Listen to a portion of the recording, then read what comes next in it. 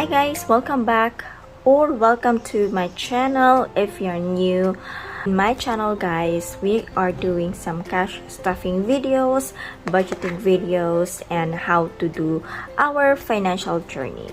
So this channel, I'm sharing to you my personal journey guys as I go through with my financials statuses or financial goals, but it doesn't mean that I'm guru, it doesn't mean that I'm pro or anything else. We're gonna be doing our paycheck number 1 for the month of March. I'm so happy because I get a chance to do this. So first, let's go ahead and count our income. So let's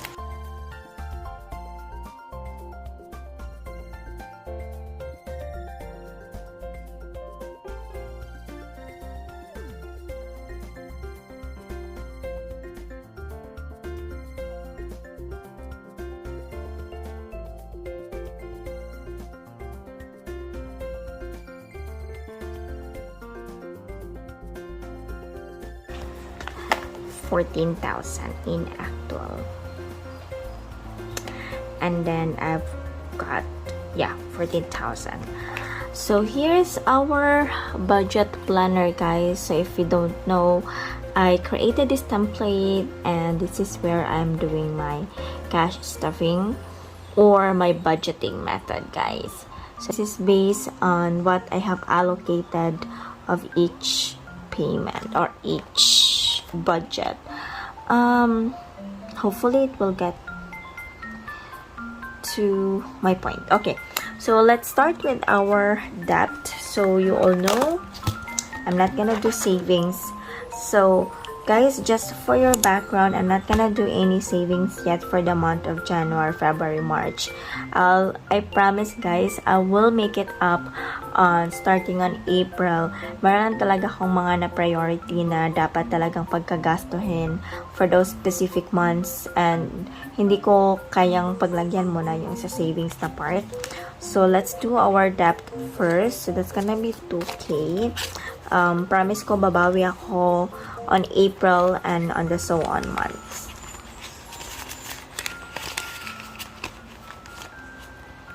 So the grocery is 1.5.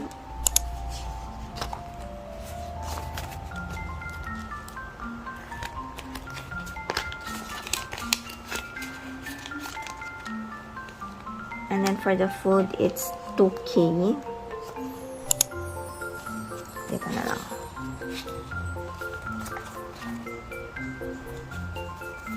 So the food goes directly to my wallet, by the way.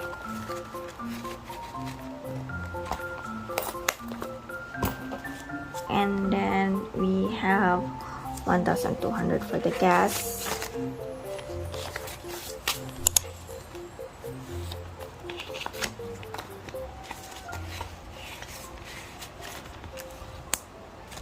Public transport, that's 1,000.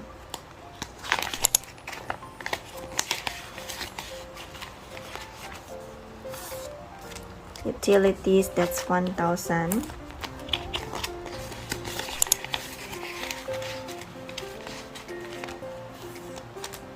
Then vitamins and Mamshi, this is 1,000 for her. Vitamins, it's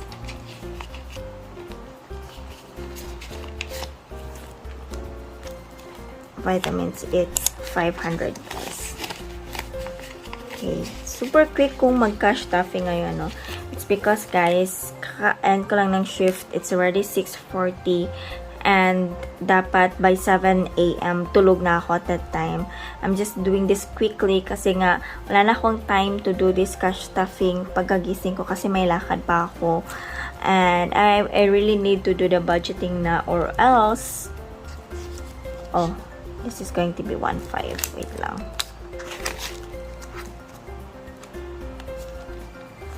Change ko muna ng tag 500. Wait lang. Hanap ako ng talong 500.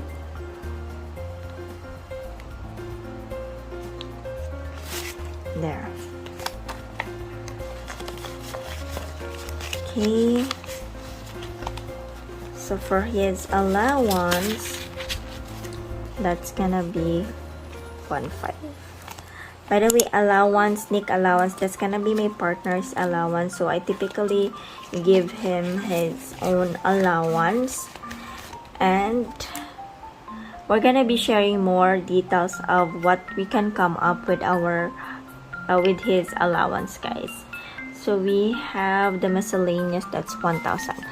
1, 2, 3, 4, 5, 6, 7, 8, 9, 10. Okay. Now on the fun part, so this is where the fun part is coming. Kasi we've ordered a phone case here, and then I've spent massage for 500. So where should I get this?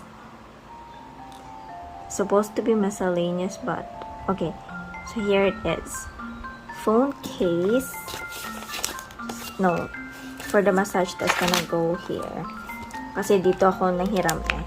So yung sakit ko, guys, kapag wala na akong pera, and especially if talagang need na, minsan nanghiram na lang ako ng pera dito, but I always make sure that I have to pay it. So massage, phone case, dapat sa miscellaneous siya. So 750. Wait lang, kasi 1,000 to, dito. So dapat 1, 2, 3, 4, 5, 6, 7, 8, 9, 10. Wait lang, mag-change muna ako. Okay, 1, 2, 3, 4, 5. Yan, para hindi masyadong masakit. So 750 for the phone case, which na-order namin. There. So dito ko siya lalagay. I think I have shopping here. So shopping usually is yun nga. Shopping usually sa ano siya, sa online shopping, yung mga ganon. So I did that. Next is I'm aiming for a rebond. 1, 2, 3, 4, 5, 6, 7, 8, 9, 10. Oh my god, I still have 1,000. Alright, so I think that's it. I have a rebond budget. I guess meron pa akong budget for the rebond. So magpapa-rebond ako, guys. I'm gonna do some self-care for myself. And I'm gonna do it. Yes, I will do it. Okay, I think that's it. Super duper quick yung ating budget stuffing. But I promise, guys, by next month, i-aim ko talaga na makapag-put up ng mga savings, ha? It's just that hindi ko pa talagang finifix ko pa yung yung pera ko dito. And then if you notice, siguro meron akong debt dyan.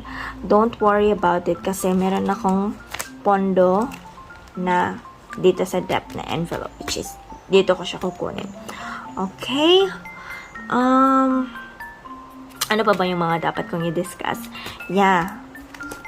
So, I'll have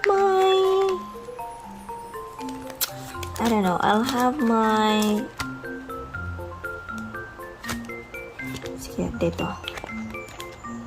Let's see, 1, 2, 3, 4. Wala. Okay, wala. Oh, okay. So, I'll have this as my rebond. Okay, I'll have my rebond. But I'll have to put some notes. Rebond.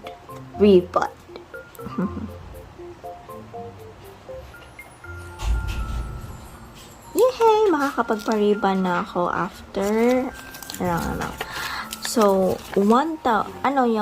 yung rebond, guys, is meron akong kakilala na nag-home service. Mas tipid kasi siya because It's a home service.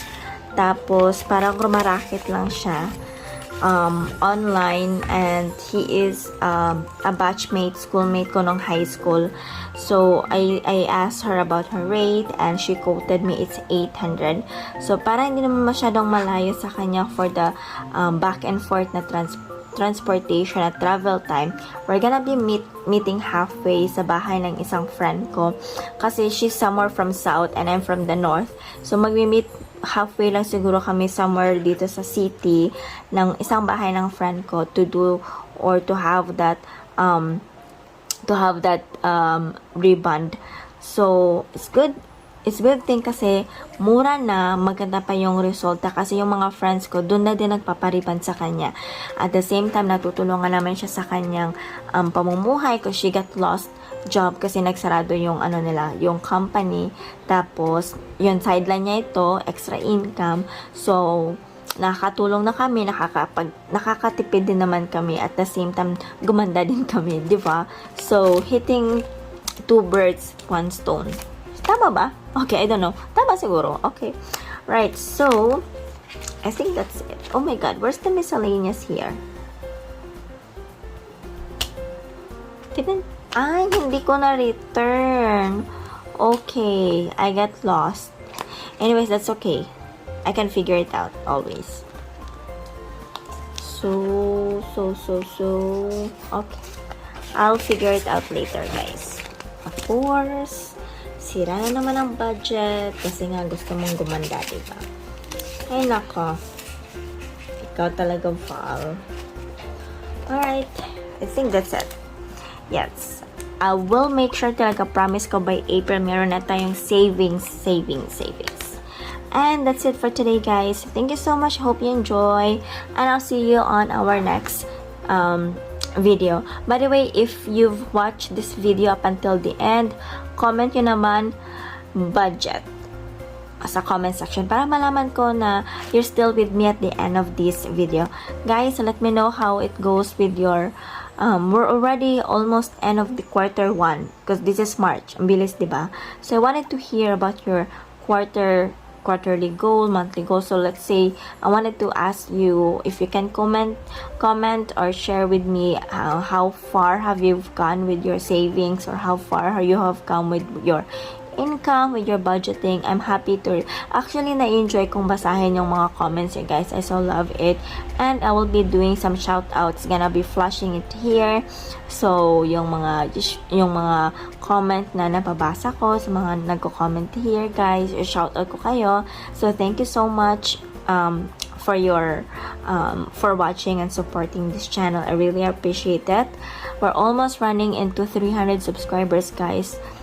Imagine that, 300 subscribers na tayo.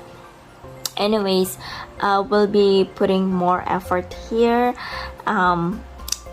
Let me know kung ano pa yung ibang topic na gusto nyong i-discuss natin on our next videos, kasi I'm planning to keep moving this like siguro twice a week akong mag-upload. Depende sa schedule ko, guys, or depende if kaya kong gumawa ng mga more of contents.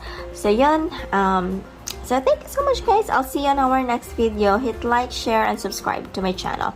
Hit notification bell na din. Bye bye, guys. I love you all. Bye bye.